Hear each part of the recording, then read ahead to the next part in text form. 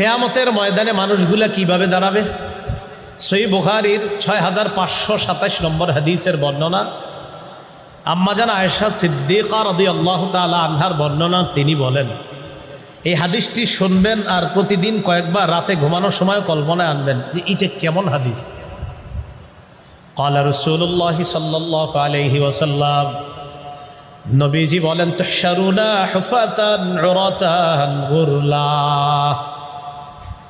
কিয়ামতের ময়দানে তোমাদেরকে উপস্থিত করা হবে, হাশরের ময়দানে তোমাদেরকে উপস্থিত করা হবে, জমা করা হবে। হুফাতা, পায়ে জুতা থাকবে না, উরাতা, দেহের মধ্যে কাপড় থাকবে না, গুরলা, খতনাবিহীন তোমাদেরকে উপস্থিত করা হবে। আম্মা জান আয়েশা সিদ্দিকা রাদিয়াল্লাহু তাআলা আনহা বলেন, কুলতু ইয়া রাসূলুল্লাহ আর রিজালু ওয়ান নিসা